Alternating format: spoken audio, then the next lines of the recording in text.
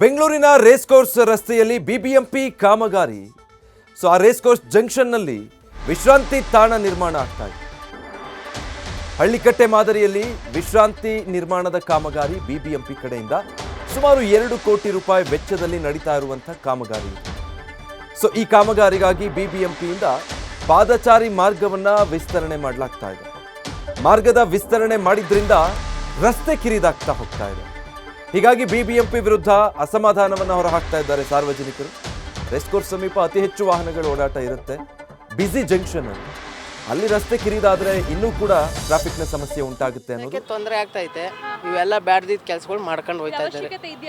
ಯಾರಿಗೂ ಇಲ್ಲ. ಇದೇನು ಲಾಲ್ಬಾಗ್ ಪಾರ್ಕ ಸುಮ್ಮನೆ ವೇಸ್ಟು.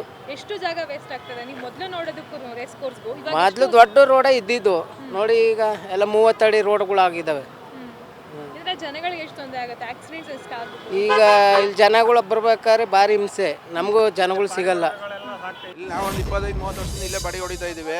ಇವ್ರು ಇದು ಮಾಡಿರೋದ್ರೆ ಇಲ್ಲಿ ಸಾವಿರಾರು ಪಾರಿವಾಳಗಳು ಬಂದು ಮೇವು ಹಾಕೋರು, ಜನಗಳೆಲ್ಲ ಬಂದು ಪಬ್ಲಿಕ್ಕು ಮೇವು ತಿನ್ಕೊಂಡು ಹೋಗೋದು. ಇವ್ರು ಇದು ಮಾಡಿರೋದ್ರಿಂದ ಪಾರಿವಾಳಗೂ ಮೇವಿಲ್ಲ. ಇಲ್ಲೆಲ್ಲ ಪ್ರಾಣಿಗಳಿಗೂ ತೊಂದರೆ, ಜನಗಳಿಗೂ ತೊಂದರೆ, ಎಲ್ಲರಿಗೂ ತೊಂದರೆ. ಮಿನಿಸ್ಟ್ರುಗಳಿಗೆ ಇದು ಸಂಬಂಧಪಟ್ಟವ್ರಿಗೆ ಅನುಕೂಲ. ಇದು ನನ್ನ ಕಣ್ಣಾಗ 1 ವರ್ಷ ಆಯ್ತೇನೋ, ಅದಕ್ಕೆ ಮುಂಚೆ ಆಗಿತ್ತೇನೋ ಗೊತ್ತಿಲ್ಲ. 1 ವರ್ಷ ಆಯ್ತಾ ಬತ್ತು. ಇನ್ನು ಇದೇನೋ 2 ಕೋಟಿ ಪ್ರಾಜೆಕ್ಟು ಅಂತಾರೆ, 1.5 ಕೋಟಿ ಪ್ರಾಜೆಕ್ಟು ಅಂತಾರೆ. ಇದಕ್ಕೆ ಅಷ್ಟು ಅವಶ್ಯಕತೆ ಇಲ್ಲ. ಎಲ್ಲ ಡಮ್ಮಿ ಕೆಲಸಗಳು ಎಲ್ಲ ಬೇಕಂತ ಮಾಡ್ಕೊಂಡು ಇದನ್ನೇ ಮುಂದುವರ್ಸ್ಕೊಂಡು ಹೋಗ್ತಾ ಇದ್ದಾರೆ. Time waste. ಆಮೇಲೆ ಇಲ್ಲಿ ಪಾಪ ಸಾವಿರಾರು ಪಾರಿವಾಳಗಳು ಮೇವು ತಿನ್ಕೊಂಡಿರೋ. ಇವಾಗೆಲ್ಲ ನೋಡಿ ಮರದ ಮೇಲೆ ಕೂತ್ಕೊಂಡಿದೆ. ನ್ಯೂಸ್ ಫಸ್ಟ್ ನಿರ್ಭೀತಿಯಿಂದ ನಿಮ್ಮ ಪರವಾಗಿ.